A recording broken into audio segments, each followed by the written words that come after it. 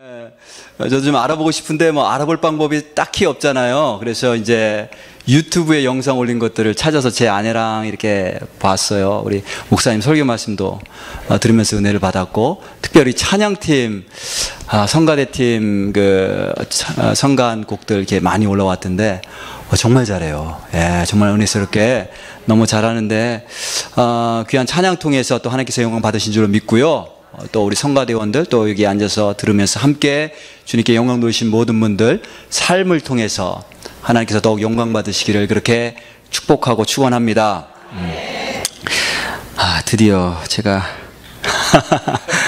예, 올라왔어요. 저는 그동안 한 2주 정도, 2주 남짓됐는데 너무 좋았어요. 이게 무슨 긴 수련회 온 것 같고, 예, 편안하게 성도님들 기도해 주시는 거 다 이렇게 받으면서 또 섬겨 주시는 거 저희들이 그 사랑 받으면서 또 우리 목사님 설교 듣고 우리 전도사님 설교 듣고 예배 참석하고 진짜 오랜 시간 동안 그 수련회 온 그 느낌? 예, 그거 참 많이 이렇게 누리고 했는데 이제 오늘부터 설교하게 됐어요.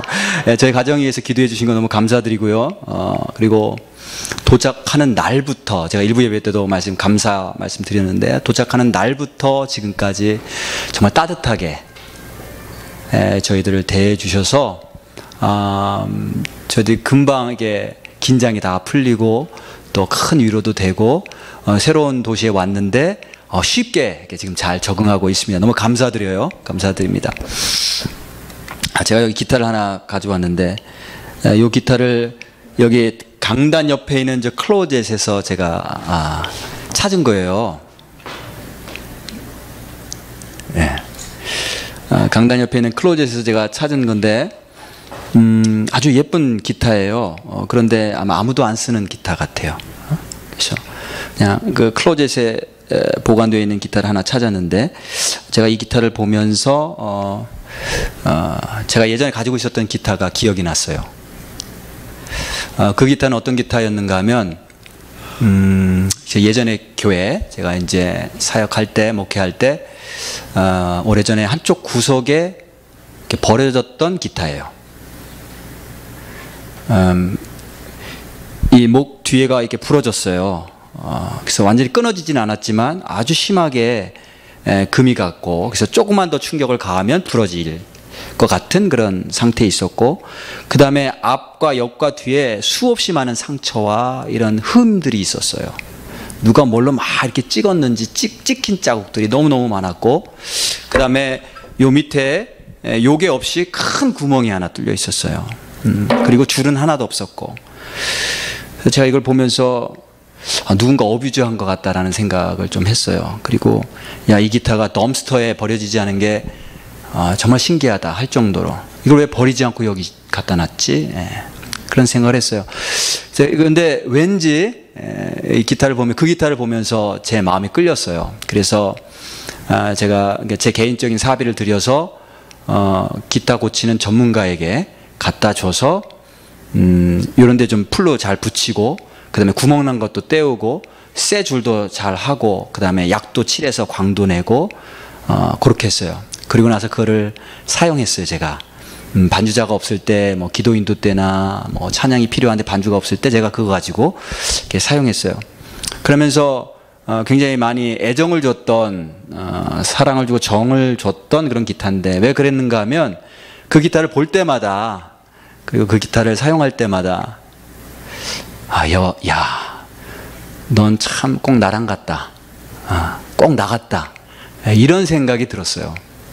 인생 살면서 뭐 이런저런 상처들이 있죠. 그죠? 아픔들이 있죠. 그럼에도 불구하고 주님이 날 찾아오셔서 나를 만나주시고 고쳐주시고, 그리고 주님의 귀한 일을 위해서 나 같은 사람을 사용하시잖아요.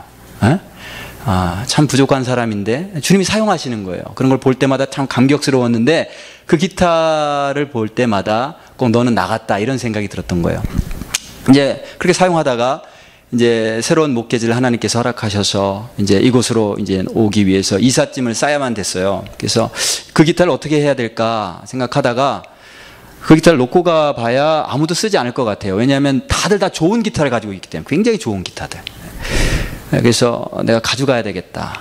그리고 무엇보다도 제가 버리고 갈 수가 없었어요. 그래서 내가 너를 가져가야 되겠다. 함께 가야 되겠다. 이렇게 생각을 하고 이제 짐을 이제 다 꾸려서 짐을 쌌잖아요. 짐을 싸서 이제 리빙룸에다 다 싸놓는데 한쪽에다가 이 기타도 세워놨어요. 잊어버리지 않게. 혹시 방 구석에다 놓으면 잊어버릴까봐 그 짐 문 열고 나가는 그 옆에다 이렇게 세워놨단 말이에요. 그러면서 이제 이삿짐을 나르는 날 무빙 헬퍼들이 이제 와서 이제 무거운 짐들, 큰 짐들을 다 날랐어요. 트레일러 안에다 다 날르고, 그 다음에 그 이후에 자잘한 짐들, 뭐 부엌짐이나 화장실 이런 짐들을 우리가 마지막으로 다 날르고, 그 다음에 이제 트레일러 드라이버가 와서 우리 짐들을 확인하고, 그 다음에 커다란 우드 도어로, 나무 도어로다가 막았어요. 그래서 트레일러 한 반쯤은 우리 짐이고, 나중에 이제 다른 사람 짐이 뒤에 실리도록 딱 막고, 그 다음에 뒤에 트레일러 문을 닫고 자물쇠로 잠궜어요. 제가 그걸 다 확인하고, 그리고 다시 들어왔어요. 다시 들어왔는데 거실에 들어오면서 제가 깜짝 놀랐잖아요. 가슴이 철렁한 거예요. 야, 네가 왜 여기 그대로 있냐? 다른 짐들 다 나갔는데, 깨끗하게 다 나갔는데 그 기타 하나만 덩그러니 놓여 있었던 거예요. 제가 깜짝 놀랐어요. 그러니까 아무도 못 봤던 거죠. 무빙 헬퍼 하시는 분들도 못 봤고, 마지막 짐을 옮겼던 우리 식구들도 못 봤고, 아니면 옮겼는데 얘가 발이 달려서 다시 돌아왔던가. 그래서 가슴이 철렁 내려앉아서 얘를 어떻게 가져갈 방법이 없을까? 그때 이제 저희들이 차를 가지고 이곳으로 오기로 했는데, 가져오는 차 안에는 이미 뭐 옷짐하고 음식짐하고 중요한 서류들, 책들 이런 것들로 가득 차 있었던 거예요. 도저히 기타가 들어갈 공간이 없었어요. 그래서 제가 할 수 없이 그 기타를 가지고 원래 있던 자리, 제가 처음 발견했던 자리, 거기다가 이렇게 놓으면서 하나님께서 허락하신 너와 나와의 인연은 여기까지인 것 같다.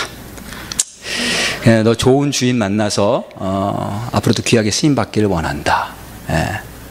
그렇게 하고 왔어요. 그러면서도 계속 그 기타가 이제 생각이 났죠. 그리고 와서 여기 이제 교회 옆에 있는, 강단 옆에 있는 클로젯 둘러보다가 이 기타를 발견했는데, 이 기타 밑에도 구멍이 이렇게 뚫려 있는 거예요. 좀 작은 구멍이지만. 그러면서 그 기타가 생각이 났어요. 근데 이 기타를 이렇게 보니까, 이 기타는 그 기타와는 비교할 수 없을 만큼 굉장히 예뻐요. 예쁘고 아주 깨끗하고, 조금만 손질을 하면, 지금 소리가 잘 안 나지만 잘하면 소리가 잘 날 것 같아. 또 정을 붙이면서 좀 쓸 수 있을 것 같아요. 근데 제가 이걸 보면서 그동안 짧은 기간이지만 한 2주 남짓 우리 샌안토니오 성도님들과 만나고 이야기하고 신앙생활하는 모습 보면서 우리 교회 성도님들 생각이 났어요. 너무나 귀한 모습으로 잘 눈에 보이지 않는 구석구석에까지 있는 곳에서 충성하고 예쁘게 주님 섬기는 모습. 그래서 성도님이 생각이 나고, 또 한편으로는 아름다운 영혼을 가지고 있지만 지금도 주님이 찾아와 주셔서 만나 주시고 붙잡아 주시고 사용해 주시기를 기다리는 그런 어떤 분들의 모습, 그런 우리 한인 침례교회 성도님들 모습이 생각이 났습니다. 오늘 이 시간에 제가 이 기타를 찾아냈듯이 주님께서 우리 성도님들 한 분 한 분 찾아오셔서 만나주시고, 그렇죠? 고쳐주시고, 회복시켜주시고, 주님의 귀한 일, 놀라운 일, 정말 존귀한 일을 위해서 그렇게 사용해 주시기를 주님의 이름으로 축복하고 축원합니다. 자, 오늘 본문 말씀 우리가 함께 읽었는데, 이사야서 61장 1절부터 3절까지 읽었어요. 굉장히 유명한 말씀이고 다들 익숙한 말씀이죠. 그죠? 특별히 61장 1절 2절 말씀은 예수님이 이 땅에 오셔서 가장 처음 사역을 시작하실 때, 그죠? 회당에 들어가셔서 예배를 인도하시면서 읽은 말씀이에요. 이 말씀을 다 읽으시고 나서 뭐라고 말씀하셨냐면, 오늘 이 글이 내 귀에 응하였느니라, 이렇게 말씀하셨어요. 무슨 말씀인가 하면 이 말씀이 이루어졌다는 거예요. 예수님 통해서. 먼저 우리 오늘 특별히 오늘은 1절 말씀에 우리 집중해서 함께 말씀을 나누려고 하는데 1절 말씀 다시 한번 함께 읽어볼까요? 제가 한 구절씩 이렇게 읽을 테니까 한번 저를 따라와 보시길 바라겠습니다. 주 여호와의 영이 네, 성령을 가리킵니다. 주 여호와의 영이 내게 내리셨으니 이는 여호와께서 내게 기름을 부으사 가난한 자에게 아름다운 소식을 전하게 하려 하심이라. 나를 보내사 마음이 상한 자를 고치시며 마음이 상한 자를 고치며 포로된 자에게 자유를 갇힌 자에게 노임을 선포하며 아멘, 아멘. 자, 이 구절을 통해서 예수님께서 왜 이 땅에 오셨는지 말씀해 주고 있는 거예요. 예수님이 이 땅에 오셔서 무슨 일을 하셨는지 말씀해 주시는 거예요. 가난한 자에게 아름다운 소식을 전하시러 오셨어요. 이 땅에 오셔서 가난한 자들에게 아름다운 소식을 전해 주셨어요.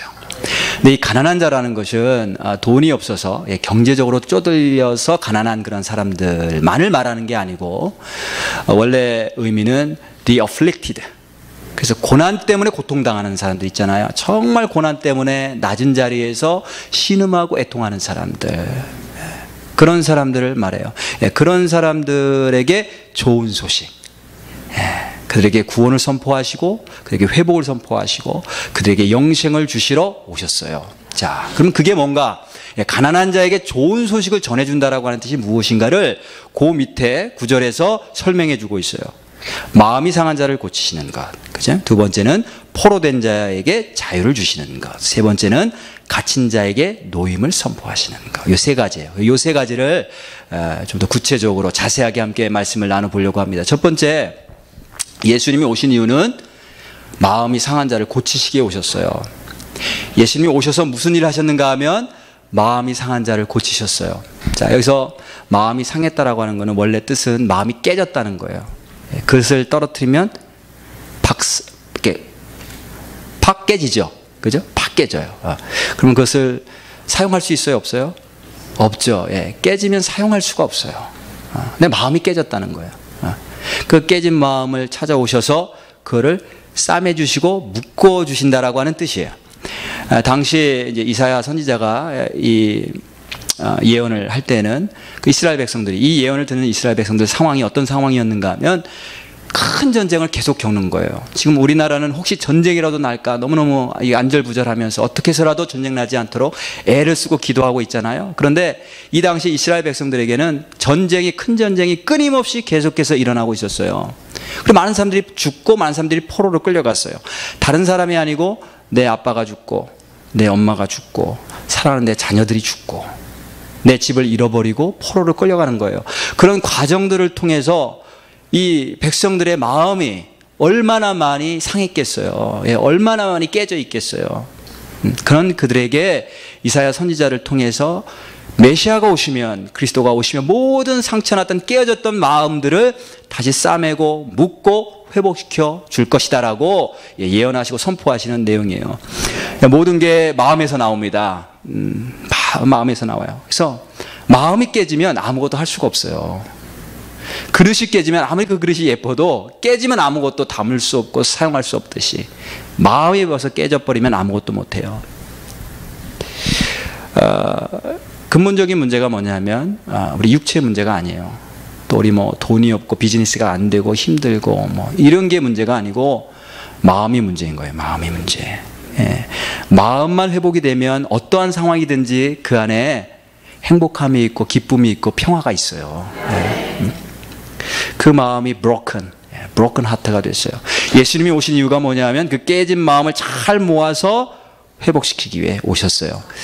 단순히 우리가 뭐 인생 살면서 겪은 마음의 상처, 아픔 그런 것도 이제 위로해 주시러 오셨지만 근본적으로 우리의 마음의 문제, 우리 하트의 문제를 해결해 주시기 위해 그걸 픽스해 주시기 위해 오셨어요. 제가 아들이 셋인데, 아시는 분들은 아시고 혹시 아직 만나보지 못하신 분들은 모르실 텐데, 아들이 셋이에요. 막내 아들 제가 늦둥이를 낳았어요. 늦둥이. 지금 2살 반 조금 넘었어요. 근데 이 아이가 출산하기 전까지는 다 건강하다고 다 체크했을 때 다 건강하다고 했는데 very strong heart. 그때 태어나서 한 며칠 병원에 있는 동안에 문제가 발견됐어요. 애를 퇴원시키지 않는 거예요. 저와 우리 아내만 나가라고. 애는 퇴원시켜줄 수 없다고. 무슨 문제였는가 하면 하트가 문제였어요. 하트에 여러 가지 문제가 있었는데 그 중에 가장 급한 문제, 그걸 픽스해야 된다고 일주일 만에 수술을 했어요. 그래서 처음에 수술할 때는 이쪽 어깨 죽지 옆에 갈비뼈 사이를 잘라서 이렇게 찌개서 절개해서 그 심장 혈관 잘못된 부분을 잘라내고 건강한 혈관을 붙이는 수술을 했어요. 일주일 만에. 그 다음에 또 어떤 문제가 있었는가 하면 심장의 양쪽에 방이 2개가 있는데죠. 그 방 사이에 큰 구멍이 있었어요. 그 큰 구멍이 자동적으로 아물기를 바랬는데 또 하나님께서 은혜 주셔서 아물기를 바랬는데 하나님이 허락하시지 않았어요. 그래서 결국 이제 수술을 해야만 됐어요. 1살 10개월 때. 이번에는 오픈 하트 서저리. 그래서 이제 이렇게 가슴을 절개하고 수술을 했어요. 아이가 이게 2번 그렇게 심장 수술을 크게 했는데 수술할 때 이제 가족 대기실에 이렇게 앉아 있죠. 근데 이제 아이를 위해서 기도하는데 앉아서 기도할 수가 없어요. 그게 아빠의 마음이구나. 제가 알았는데 앉아서 기도할 수가 없어요. 너무 간절해서. 지금 우리 아이가 뭐 핏덩어리 같은 아이가 가슴을 톱으로 자르고 벌려서 뭐 이렇게 한다라는 것을 생각하면 앉아 있을 수가 없고 하나님의 은혜를 구하지 않을 수가 없고 이게 서서 기도하는데도 발을 동동동 정말 발바닥을 땅에 댈 수가 없는 거예요. 그래서 제가 그때 발을 동동거리다라고 하는 뜻이 무슨 뜻인지 제가 이해를 했어요. 발을 땅바닥에 댈 수가 없어. 너무 이게 안타깝기 때문에. 그러면서 막 기도를 하는데 수술하는 동안에 간호사들이 와서 순간순간 얘기를 해주잖아요. 지금 뭐 절개를 했습니다. 지금 뭐 무슨 튜브를 꼽았습니다. 지금 뭐 봉합을 하고 있습니다. 뭐 이런 식으로. 그죠? 그래서 이제 막 기도를 안타까운 마음으로 막 기도를 하는데 기도하는 중에 하나님께서 저에게 정말 중요한 걸 깨닫게 해주셨어요. 제 인생에 있어 정말 중요한 거, 제가 목회하면서 정말 잊지 말아야 될 거를 깨닫게 해주시는 게 뭐냐면 모든 인간의 문제는 하트의 문제라는 거예요. 우리 하트가 변화되지 않아서, 우리 하트가 병들어서, 우리 하트가 고침받지 못했기 때문에 우리가 인생의 문제에서 헤어나오지 못한다고 하는 사실, 건강하게 신앙생활을 하지 못한다는 사실. 하트의 문제만 해결되면 인생이 건강해지는데 이 하트의 문제가 픽스가 안 되는 거예요. 그런 인간의 문제들이 근본적으로 하트의 문제구나, 이거를 깨닫게 해주시면서 하나님께서 그 아버지 되시는, 아빠 되시는 하나님께서 자녀들이 그 하트의 문제를 안고 고통받고 있는 것을 보시면서 얼마나 고통스러워 하시는지, 얼마나 괴로워 하시는지, 그걸 제가 알게 해주셨어요. 제가 우리 애를 보면서 아빠의 마음으로 얼마나 고통스러운지. 그게 하나님의 자녀들이 하트의 문제가 해결되지 않아서, 그래서 삶의 고통의 문제를 안고 살아갈 때 그걸 바라보시는 하나님 아버지의 마음이구나, 그걸 깨달았어요. 그리고 또 한 가지 이어서 더 중요한 걸 깨달았는데, 그게 뭐냐면 그 하트의 문제가 그 누구보다도 다른 사람의 문제이기 이전에 내 자신의 문제구나, 내 하트가 문제구나. 내가 사랑하지 못하고, 내가 다른 사람 용납하지 못하고, 내가 겸손하지 못하고, 내가 순종하지 못하고, 이게 다 하트에서 나오는 건데, 내 하트가 지금 이 문제구나. 내 하트가 문제구나. 내가 우리 인간의 문제들에 대해서 또 어떻게 해결할지에 대해서 많이 설교도 하고 머리로는 다 알았지만 내 스스로에 대해서, 내 하트가 정말 이런 문제가 있다는 것을 깨닫지 못했구나. 하나님께서 아무리 말씀하셔도 깨닫지 못하니까 정말 아이를 통해서 나로 하여금 알게 하시는구나, 이거를 깨달아 알게 됐어요. 그래서 애를 위해서 기도하다가 수술하는 도중에 기도 내용이 바뀌었잖아요. 하나님, 내 심장을 고쳐주세요. 내 심장이 고쳐져야 더 이상 아이가 고생하지 않을 것 같아요. 내 심장이 문제라는 거 알려주시기 위해 아무것도 모르는 애를 저런 고생시키시니까. 그래서 아이 심장 고쳐주실 때 내 심장도 고쳐주세요. 그래서 지금 우리 애는 건강해졌어요. 아주 스트롱, 잘 뛰어다니고 놀아요. 근데 긴 수술 자국이 남아있어요. 제 마음이 다시 강팍해질 때마다, 그리고 사랑이 식어질 때마다 제가 그 아이의 심장 수술 자국을 봅니다. 주여, 내 하트의 문제 때문에 저 아이가 저런 문제를 겪었는데 주여, 제가 다시 되돌아가지 않도록 도와주세요. 우리 인류의 죄의 문제는 하트의 문제입니다. 하트가 굳어졌어요. 마음이 굳어져 있으니까 심장이 굳어졌다고 생각해 보세요. 이게 펑션을 해야 되는데 펑션이 안 되는 거예요.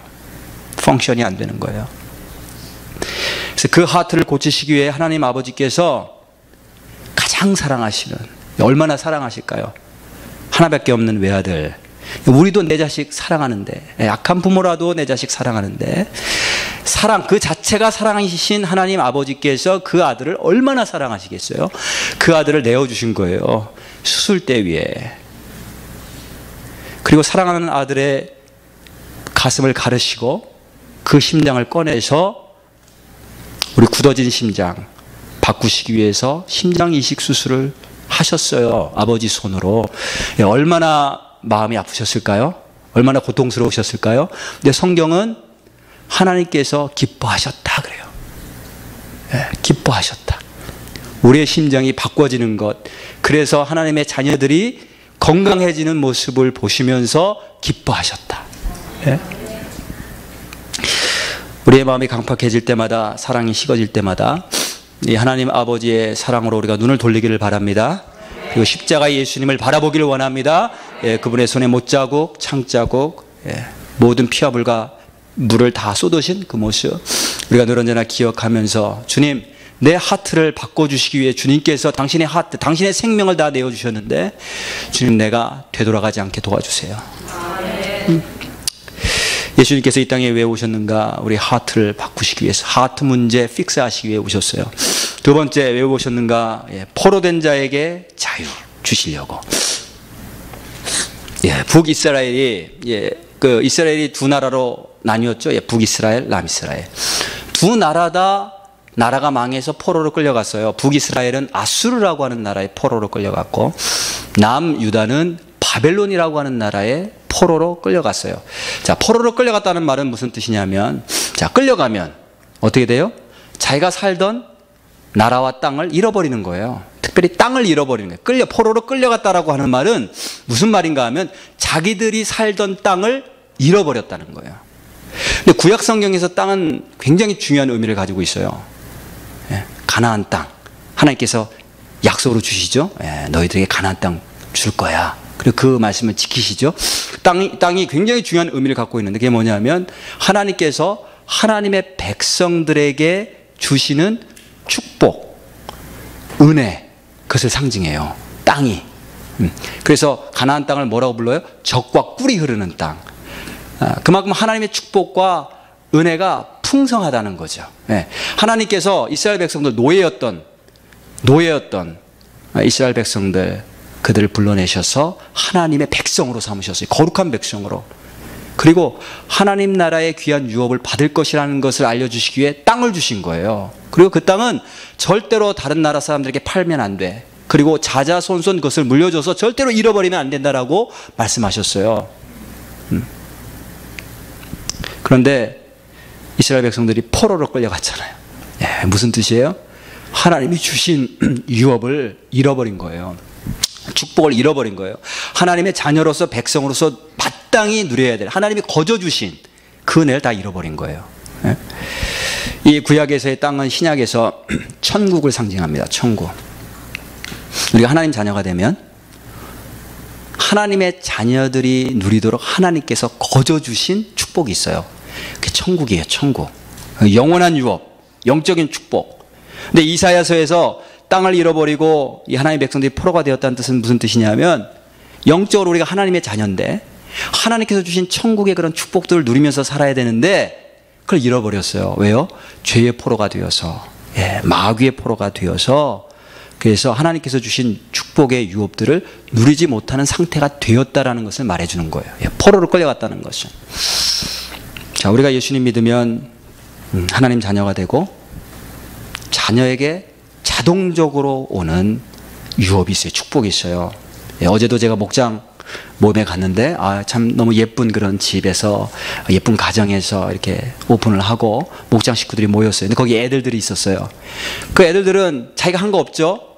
그 집 사는데, 그 집 꾸미는데 애들이 한 거 없어요. 근데 아버지의 자녀이기 때문에 누리면서 사는 거예요. 그 집을. 자녀이기 때문에 그냥 자연히 저절로 하나님께서 주셔서 그걸 누리는 그런 축복들이 있는데 이걸 우리가 누리지 못하고 산다고요. 왜 누리지 못하냐면 포로가 되어서, 죄의 포로, 마귀의 포로, 혈기의 포로, 참지를 못해. 그 혈기를 참지를 못해요. 미움의 포로, 이를 갈아요, 이를 갈아. 그죠?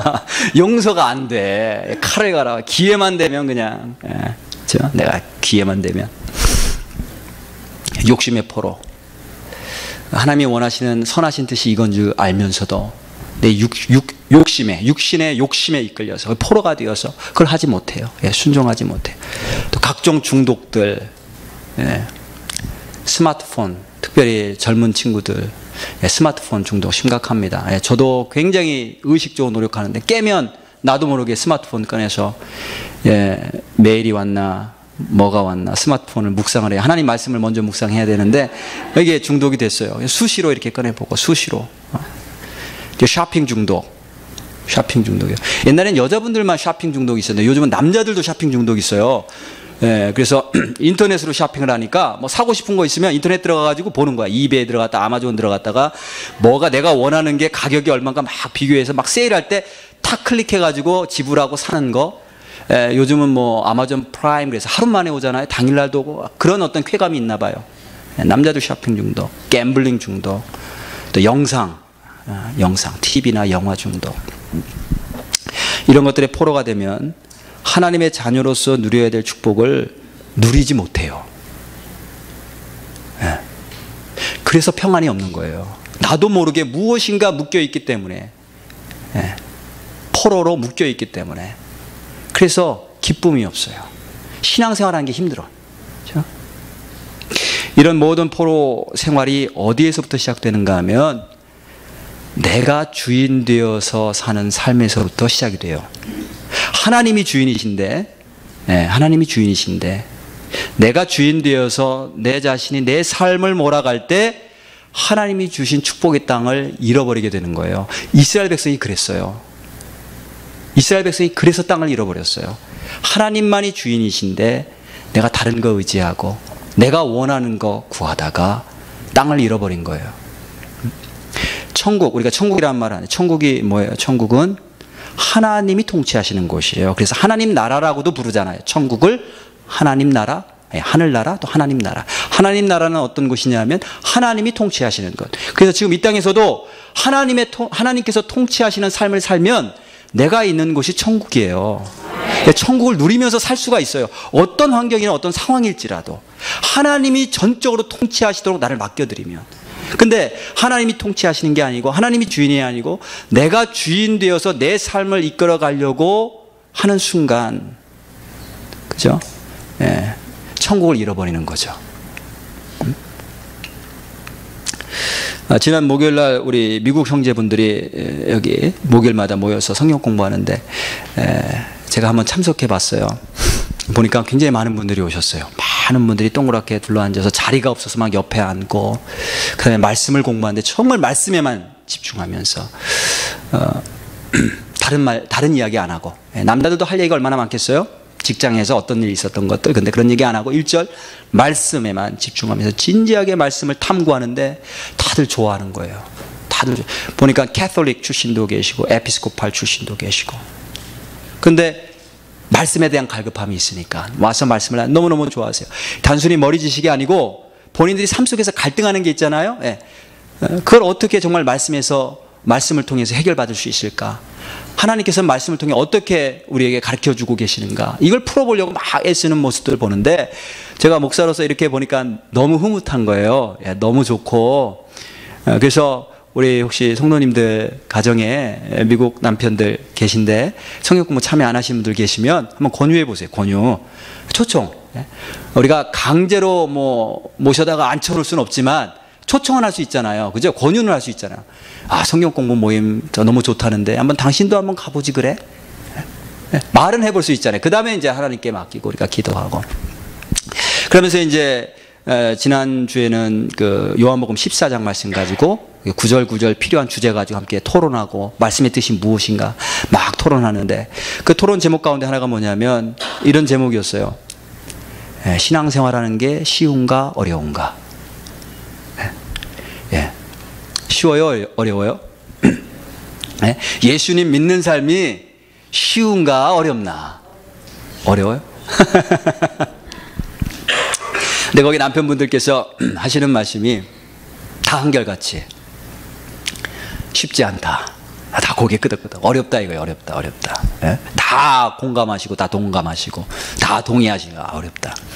근데 저는 이제 얘기 안 하고 이렇게 그냥 듣고 있는데 제 의견은 어떤가 또 물어보시는 거예요. 또 물어보시니까 또 제가 답변을 해야지. 그래서 제가 이렇게 답변했어요. 신앙생활하는 것이 여러분들이 어렵다고 하는 거 제가 다 이해한다. 그래서 어렵기도 하고 쉽기도 하다. 근데 나는 쉽다고 생각을 한다. 나는 쉽다고 믿는다. 그러면서 이제 이게 무슨 뜻인가 제가 이제 제 간증을 통해서 설명을 좀 했어요. 제가 중독 경험이 있어요. 중독, addiction.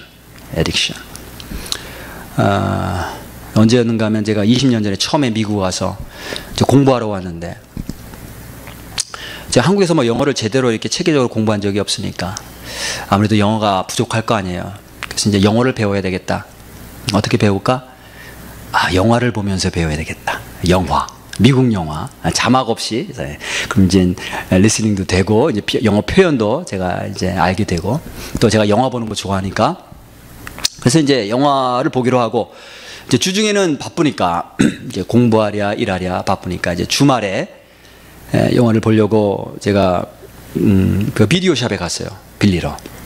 근데 갔더니 거기 어떤 팻말이 써 있는가 하면, 비디오를 3개 빌리는 값과 5개 빌리는 값이 똑같다는 거예요. 그래서 제가 몇 개를 빌렸겠어요?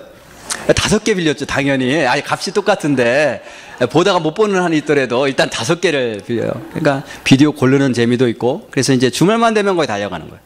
그래서 이제 5개를 보는데 이제 문제는 뭐냐면 5개를 주말 동안에 쭉 다 보는데 보면서 제가 중독이 됐어요. 어떤 현상이 일어났냐면 2개를 보고 나서도 만족스럽지 않아. 아무리 좋은 영화일지라도 3개를 봐도 만족스럽지 않아. 4개를 봐도 만족스럽지 않아. 5개를 봐야 만족스러운 거예요. 그래서 제가 목사 되기 이전이에요. 목사 되기 이전에. 만족스럽지 않은 거예요. 왜 중독이 된 거죠? 제가 컨트롤할 수 없으니까. 그래서 이게 하나님께서 기뻐하시지 않는 일이라는 것을 알고 제가 기도해서 하나님께서 기뻐하시지 않는 일이라는 것을 알고 제가 안 보려고 굉장히 노력을 했어요. 근데 나도 모르게 금요일날 모든 수업이 끝나면 나도 모르게 차를 운전하면서 비디오샵으로 룰루랄라 하면서 막 기대에 부풀어 운전하고 있는 나 자신을 발견했어요. 근데 내가 나를 스탑할 수가 없어. 그 중독이 된 거죠. 중독이 된 거야. 스탑할 수가 없어. 이게 사람들이 말하는 어렵다. 신앙생활하기 어렵다. 내가 하나님 뜻대로 이렇게 살아야 되는데 안 되는 거예요. 안 되는, 어렵다. 그 얘기예요. 그래서 내가 내 힘으로 아무리 스탑하려고 해도 안 되니까 제가 어떻게 했냐면 기도했어요. 하나님 도와달라고. 주의 성령께서 역사하셔서 내가 이거 계속 보면 안 되는데 하나님 기뻐하시지 않는데 그리고 모든 영상들이 다 메시지가 있어요. 다 사상들이 있어요. 여러분 드라마 보시는 거 그냥 재미있게 정신없이 그냥 보시는 것 같지만 다 안 좋은 그런 세상적인 세속적인 사단의 그런 아이디어들이 그런 사상들이 다 들어가 있는 거예요. 그래서 이걸 끊어야 되는데 제 힘으로 끊을 수 없습니다. 성령님 도와주세요. 그렇게 기도했는데 어느 순간 중독 증세가 싹 사라졌어요. 저절로 사라졌어요. 내가 그걸 안 보려고 애쓰거나 노력해서 없어진 게 아니에요. 하나님께서 초자연적인 능력을 베푸셔서 사라지게 하셨어요. 그래서 지금도 가끔은 이제 좋은 영화가 나오면 보고 싶잖아요. 근데 보는데 제가 굉장히 조심하고 애들하고 이제 볼 때는 애들하고 좀 같이 보는데 뭐 1년에 한 5번이 안 되는 것 같아요. 영화 보는 거. 제가 일부러 조심합니다. 제가 그것이 약한 부분이라는 걸 제가 알기 때문에. 근데 내가 힘써서 애써서 이 중독 증세를 끄는 게 아니고 그냥 하나님이 없애주셨어요. 그래서 이게 제가 말하는 쉽다예요. 쉽다. 어렵지 않아요. 왜냐하면 내 힘으로 애써서 하는 게 아니니까. 자, 신앙생활하는 것이 어려워요? 쉬워요? 쉽습니다. 자, 우리 한번 옆에 분들에게 확신 있게. 저는 그걸 체험했기 때문에 알아요. 옆에 분들에게 확신을 가지고 말씀하시는데 신앙생활 쉽습니다. 그렇게 한번 말씀해 주세요. 신앙생활 쉽습니다. 쉬워요. 힘들어하지 마세요. 예수님을 믿으며 사는 삶은 쉬워요. 그게 내 힘과 내 능력으로 해결하며 사는 삶이 아니기 때문에 쉬운 거예요. 주님의 능력으로 되어지는 것이기 때문에 쉬운 거예요. 초자연적인 역사로 되어지는 거니까 쉬운 거예요. 근데 실제로는 왜 어렵죠? 실제로 왜 어려워요? 내가 주인 되어서 사니까 어려운 거예요. 내 머리, 내 생각이 앞서요. 내 생각에는 이게 옳아. 그죠? 내 감정. 내 감정에 이끌려서 내가 행동하잖아요. 내가 말을 하고. 내 의지. 이거 해야 돼. 모든 게 다 내가 주인이 되니까 내 힘으로는 포로에서 돌아올 수 없어요. 이스라엘 백성들 자신들의 힘으로는 포로에서 돌아와서 다시 적과 꿀이 흐르는 땅을 회복할 수가 없어요. 그래서 오직 주님만이 모든 포로에서 우리를 자유케 하실 수 있는 분이라는 사실을 우리 기억하시고 아멘으로 받으실 수 있기를 간절히 축원합니다. 자, 그러기 위해서는 우리 예수님이 나의 주인 되심을 고백해야 돼요. 그거를 서렌더라고 합니다. 서렌더. 주님 앞에 서렌더 해야 돼요. 그러면 쉬워져요. 예수님이 주인 되셔서 내 삶을 이끌고 가세요. 그런데 이제 또 문제는 내가 서렌더 하는 법을 몰라. 어떻게 서렌더 하지?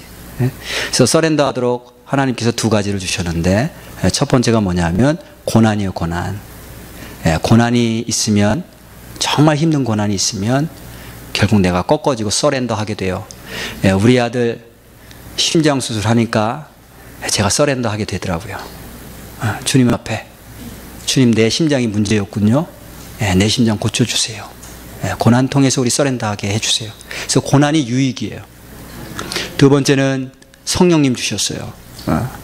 내가 그래도 서렌더가 안 될 때 성령님께 도와달라고 우리가 구할 수 있어요. 그러면 성령님이 그 기도를 들으시고 하나님이 기뻐하시는 그런 기도이기 때문에 역사하세요. 성령님이 내 인생을 끌고 가셔서 주님 앞에 서렌더하는 인생으로 우리를 이끌어 주세요. 예수님이 우리에게 오신 이유 포로된 자에게 자유를 주시기에 오셨어요. 이 시간 우리가 어떠한 것에 포로로 묶여 있든지 예수님이 이미 십자가를 통해서 우리를 자유케 하신 줄로 믿습니다. 예수님만이 우리를 자유케 하시고 하나님의 자녀가 누릴 수 있는 축복을 회복시켜 주실 수가 있어요. 그것을 믿고 그 예수님 바라보면서 예수님을 나의 주님이라고 고백하고 서렌더 하실 수 있기를 간절히 축원합니다. 마지막으로 예수님이 왜 오셨는가? 첫 번째는 마음이 상한 자 고치시기 위해, 우리 heart fix 하시기 위해서.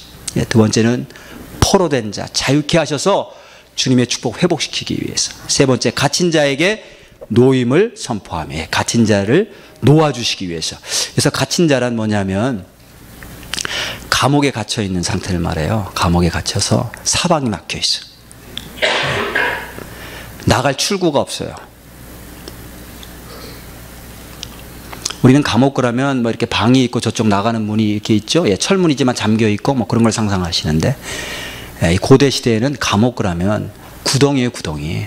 밑에 땅을 깊숙이 파고 거기다 던져 넣는 거예요. 그럼 거기에 막 물도 있고 뭐 벌레들도 있고 빛도 없고, 그렇죠. 예. 그 깜깜한 것. 갇힌 자에게 노임을 선포하며, 노임이란 말은 원래 의미가 오프닝이에요.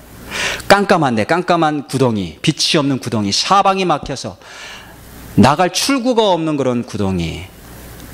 내가 여기 던져졌는데 이 사방이 막혀 있는 곳에서 내가 나갈 수 있을까? 과연 출구를 내가 찾을 수 있을까? 근데 아무리 기다려도 출구가 없어요. 내 인생 이대로 끝나는 것 같아. 그때 예수님이 오셔서 문을 열어주셨어요. 예. 갑자기 빛의 문이 활짝 열리는 거예요. 예. 내가 생각할 때는 내 상황을 보면 도저히 출구가 없는데, 예. 예수님이 오셔서 갑자기 빛의 문을 활짝 열어주신 거예요. 이스라엘 백성이 바벨론 포로로 끌려가서 70년 동안 갇혀서 생활했어요. 70년. 끝나고 나니까 70년이지 시작될 때는 이게 언제 끝나려나 그들은 몰랐어요. 한도 끝도 없이 기다려야 됐고, 우리가 이대로 그냥 갇혀서 죽나 보다. 그 지난주에 우리 그 미국의 국무장관 폼페이오 장관이 북한을 방문해서 그 억류되어 있던 3명의 한국계 미국인을 데리고 왔어요. 그래서 제가 그 3사람이 어떤 사람인가 제가 한번 찾아봤는데, 2사람은 한 1년 정도 억류돼 있었어요. 1년 정도 감옥에 있었고, 한 사람은 3년 가까이 억류되어 있었는데 10년 노동교화형을 받았대요. 그러니까 10년 동안 노동하는 거예요. 감옥에 갇혀서. 그런데 말이 10년이지 10년 후에는 내가 풀려날 수 있을까? 그런 보장이 없어요. 그리고 내가 10년 동안 살아있을 수는 있을까? 죽을 수 있죠. 언제 풀려날 수 있나? 깜깜하죠. 그런 깜깜한 상황 속에서 그들이 풀려났을 때 정말 빛을 보는 느낌이었을 거예요. 얼마나 기뻤을까? 이스라엘 백성들이 70년 동안 그런 감옥 생활과 같은 그런 생활을 했을 때 언제 풀려날지 알 수 없었는데, 어느 날 하나님께서 고레스 왕이라는 사람을 감동시키셔서 문을 여셨어요. 빛의 문을 여셨어요. 요셉도 지하 감옥에 갇혀 있었는데 지하 구덩이에 던져진 거거든요. 지하 감옥에 던져져서 언제 나갈 수 있을지 희망이 전혀 없었는데, 자기 힘으로 해보려고 했죠. 근데 좌절됐잖아요. 나 이제 여기서 끝인가 보다 했는데, 어느 날 하나님께서 바로 왕을 통해서 문을 열어주셨어요. 인생이 모두 막히고 캄캄해서 출구가 없어 보일 때가 있습니다. 이런 상황이 언제 끝나나? 나갈 출구가 없다. 그런 거 경험해 보셨어요? 저는 여러 번 경험해 봤어요. 나갈 출구가 없다. 그냥 이대로 끝나나 보다. 근데 예수님께서 오셔서 우리를 만나주시는 순간 우리가 알지 못했던 문이 활짝 열리게 되는 줄로 믿습니다. 제가 아는 어떤 나이 드신 권사님 이야기를 하고 말씀을 마치려고 하는데, 아주 나이가 많이 드신 권사님이세요. 이분은 고아예요. 고아 출신. 다리 밑에서, 저랑 고향이 같은데 그 다리 밑에서 구걸하면서 살았던 분이세요. 오빠는 얼어 죽었고 겨울에, 엄마는 도망갔고 아빠랑 같이 있었는데 나중에 이제 고아원에서 데려다가 이제 길렀죠. 그리고 나중에 이제 미국 남편을 만나서 미국에 오게 돼서 미국 생활을 하게 됐는데, 어느 날 남편이 다른 여자가 생겼어요. 그래서 이 권사님을 버렸어. 그 충격으로 이분이 미쳤어요. 정신이 나갔어요. 미쳤어요.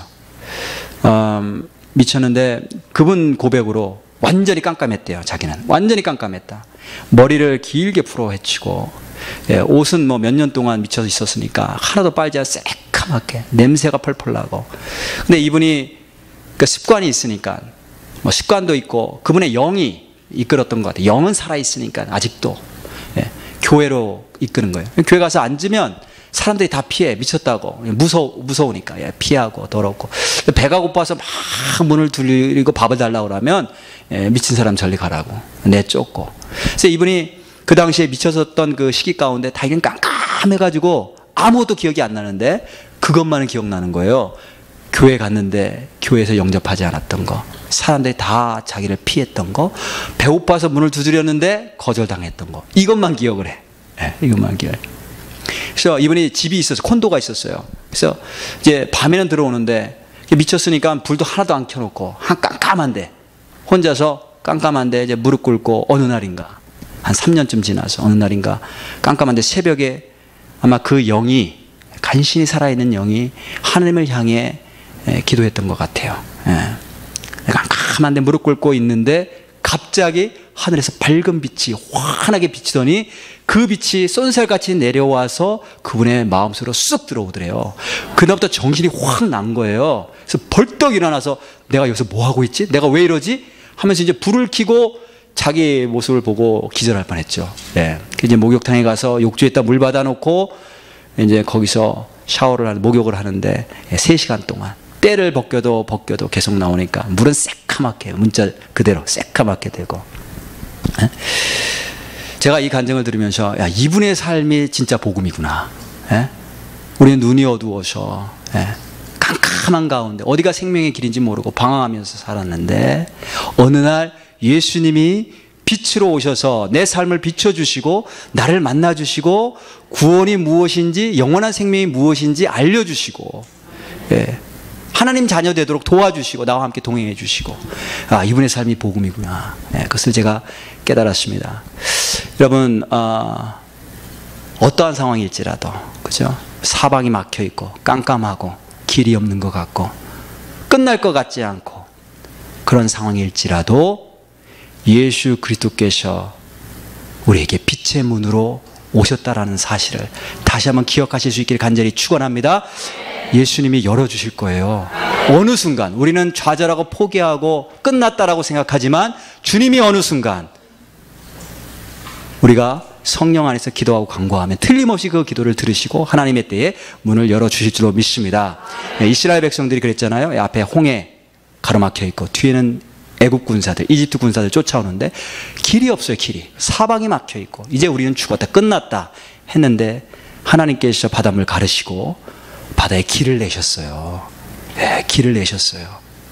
우리는 끝났다 하지만 예수 그리스도께서 우리 안에서 우리 삶 가운데 역사하셔서 틀림없이 빛의 길을 계속해서 열어주실 줄로 믿습니다. 그 예수님을 믿음으로 받아들이시고 그래서 오늘 예수님께서 선포하신 대로 마음이 상한 자는 고침을 받고 포로된 자는 자유함을 얻고 어둠 속에 갇힌 자는 밝은 빛의 문이 열리는 축복이 있기를 다시 한번 축원합니다. 우리 함께 기도할 텐데 우리 함께 기도했으면 좋겠습니다. 우리 피아노 반주 좀 해주시고요. 오늘 주신 말씀 하나님이 나에게 주신 말씀입니다.